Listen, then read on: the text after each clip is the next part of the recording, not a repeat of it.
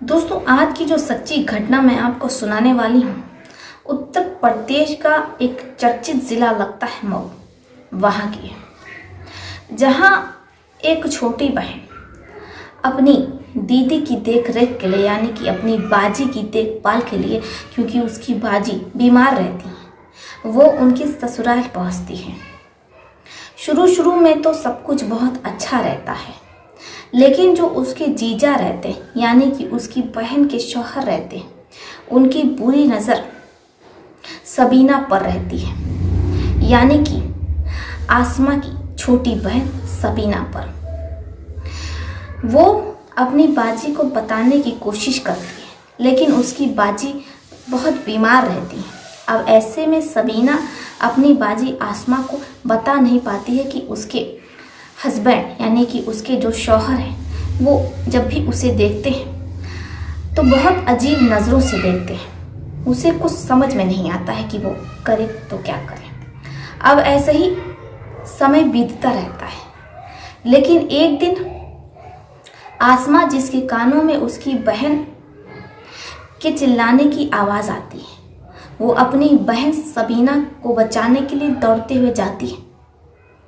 तो जो मंजर वो अपनी आंखों से देखती है, उसे अपनी आंखों पर विश्वास नहीं होता है। उसकी बहन सबीना की इज्जत लूटी जा रही थी, वो भी उसके ही जीजा के द्वारा, उसके शौहर के द्वारा। जब एक बीवी अपने ही शौहर को बहन के साथ ऐसा करता हुआ देखती है, वो अपनी बहन को बचाने, अपनी बहन को छुड़ाने के लिए, उसके चंगुल से आज़ाद कराने के लिए अपने शौहर पर झपट पड़ती है। लेकिन वो अपनी बहन सबीना को बचाने में असफल रहती है, क्योंकि अब तो इज्जत तार तार हो चुकी रहती है। इधर शौहर सबीना को छोड़ने का नाम नहीं लेता है, पत्नी उसे हटा रही होती है, अपनी बहन सबीना को बचा रही होती है। अब जो शौहर रहता है, जिसका नाम आदिल रहता है, आदिल अपनी बीवी को गुस्से में लाल होकर के इतनी ज़ोर से धक्का मारता है, बीवी आसमा पर टूट पड़ता है। अब वो आसमा का गला इतनी ज़ोर से दबाता है।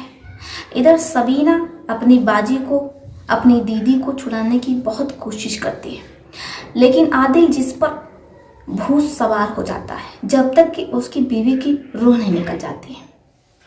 इसके बाद आदिल अपनी साली सबीना को धमकाता और कहता है कि अगर तुम ये बात किसी से बताओगी जो मैंने तुम्हारे साथ किया, तो तुम्हारा भी वही हाल करूँगा जो मैंने तुम्हारी बाजी का किया है। सबीना बहुत ज़्यादा डर जाती है। वो अपने परिवार वालों को फ़ोन करती है और पूरी बात बता देती है। जैसे ही परिवार को पता चलता है कि उनकी बड़ी बेटी आसमा अब इस दुनिया में नहीं रही, क्योंकि उसके ही शौहर ने उसका बड़ी ही बेरहमी से कत्ल कर दिया है, परिवार मऊ पहुंच जाता है। वो अपनी बेटी आसमा के ससुराल पहुंचता है। अब परिवार में रोना पीटना मच जाता है, लेकिन दामाद आदिल के धमकाने पर परिवार डरा सहमा रहता है। सबीना के साथ भी वैसे ही ना करे जैसा कि उनकी बड़ी बेटी आसमा के साथ उसने किया है।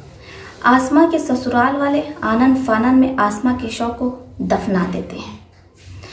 आसमा के मायके वाले रोते बिलखते अपने घर आ जाते हैं, लेकिन जो आसमा की बहन रहती है सबीना, उससे अपनी बाजी की मौत बर्दाश्त नहीं होती कि किस तरीके से पहले तो उसके जीजा आदिल ने उसके साथ गलत किया, उसकी बहन के साथ इतनी बर्बरता की।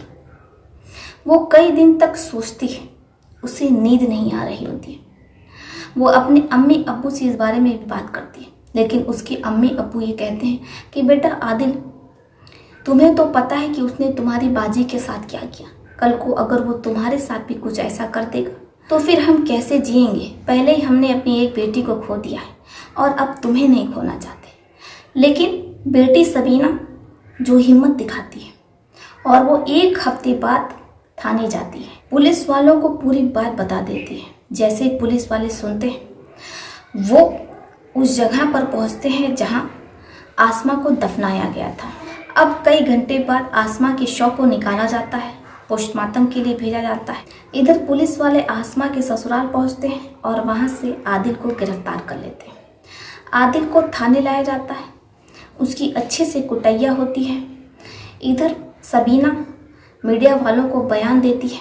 जैसे ही ये बात मीडिया के द्वारा आम जनता तक पहुंचती है तो उनमें आक्रोश होता है, धरना प्रदर्शन होता है। आदिल, जिस पर संगीन धाराओं के अंतर्गत मुकदमा दर्ज होता है, इस समय आदिल अपने कर्मों की सजा जेल में काट रहा है। इधर सबीना जब मीडिया वालों को बताना शुरू करती है कि 4 दीवारी में बंद कमरों में इतनी घिनौनी वारदात को अंजाम दिया, इसलिए वो खामोश नहीं रह सकी और उसने ये फैसला किया कि वो अपने और अपनी बहन के गुनहगार को उसके कर्मों की सज़ा दिलवा कर रहेगी। आजकल लड़कियां कहीं भी सुरक्षित नहीं हैं। एक जीजा जो अपनी ही साली के साथ ऐसी वारदात को अंजाम देता है और अपनी ही साली पर बुरी नज़र रखता है, इसलिए अपने बेटियों को कहीं भी भेजने से पहले एक बार नहीं बल्कि 100 बार सोचें। लोग जीजा पर आंख मूंद कर विश्वास कर लेते हैं और अपनी बेटियों को, सालियों को उसके घर भेज देते हैं। तो आप लोगों ने वो अंजाम तो देख ही लिया होगा जो इस घटना के द्वारा हमने आपको सुनाया। आशा करते हैं कि आपको इस सच्ची घटना से सीखने को मिला होगा, समझने को मिला होगा। बाकी आप लोग सतर्क रहिए, सुरक्षित रहिए, क्योंकि हम आप लोगों के लिए इस प्रकार की सच्ची घटनाएं लेकर के आते रहते हैं। तो चलिए फिर चलती हूँ, मिलती हूँ आपसे किसी और सच्ची घटना में। तब तक के लिए आप अपना, अपने परिवार का ध्यान रखिए। आदाब, सत श्री अकाल, नमस्कार।